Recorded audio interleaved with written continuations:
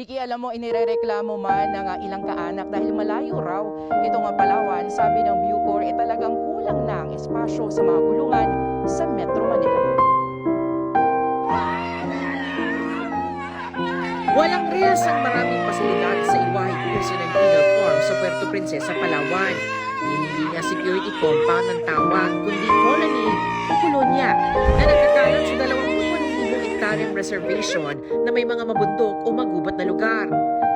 May mga minimum inmate dito na madalas walang bantay. Sila yung nag-qualify sa work program bilang paghahanda sa pagbalik nila sa lipunan. Mali yung kaisipan na once na nagkasala sila ay wala nang kakayanang magbago. Karamihan sa kanila ay nakatutok sa pagsasaka, pagtatanim at pag-aalaga ng hayop. Lalo't 500 hektarya nito ang ilalaan sa agriculture, livestock at aquaculture sa tulong ng Department of Agriculture at ilang private partners. Kung di nga raw matataasan ng 70 pesos kada araw na meal allowance ng bawat PDL, pwede silang magtanim ng sariling pagkain. I want the PDL to be relevant and I want their lives to be sustainable. Relevant in the sense that they will in the future produce all the food that we need here. Pwede rin silang matuka sa paglilinis o maasahin sa opisina.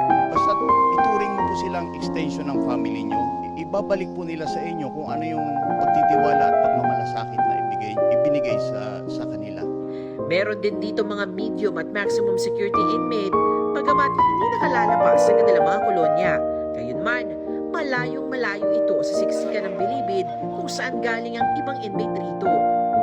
Meron din ditong galing sa Correctional Institution for Women. 500 lahat ang galing sa Bilibid at Correctional at may 500 pang idadagdag mula Bilibid. Ngayon pa lang, abot 3,000 na ang inmate rito. Kaya inihahanda na ang isang bagong gusaling na palilibutan ng matataas na bakod at razor wire na meron pang catwalk na dadaanan ng mga corrections officers. Inspired ng mga kulungan abroad, 300 milyong piso ang halaga ng gusali. Pero di agad ito nakumpleto kahit buo na ang bayad. Kaya bahagi ng plunder complaint laban kay dating Bucor Chief Gerald Bantag. Oras na matapos, ito na ang magiging pinakamodernong kulungan sa buong bansa. Nabalot man ang kontrobersya, alinsunod ang pagkakatayo ng kulungan na ito sa UN standards na nagbibigay halaga sa kalagayan at dignidad ng mga PDL.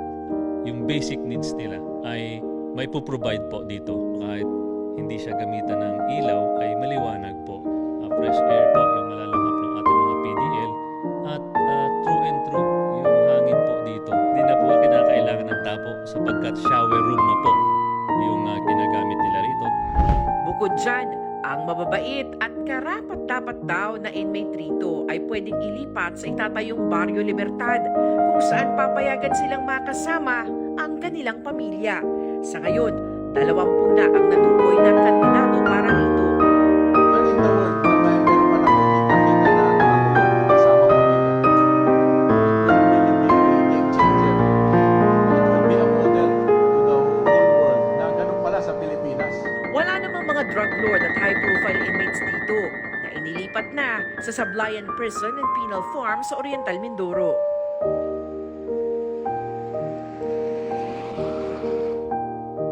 Alam mo, Vicky, bukod nga doon sa agrikultura ay palalakasin na rin daw ang tourism activities sa Iwahe. Samantala, magpapatuloy naman ang paglilipat ng mga PDL sa susunod na linggo. Yan ang latest mula nga dito sa Puerto Princesa sa Palawan.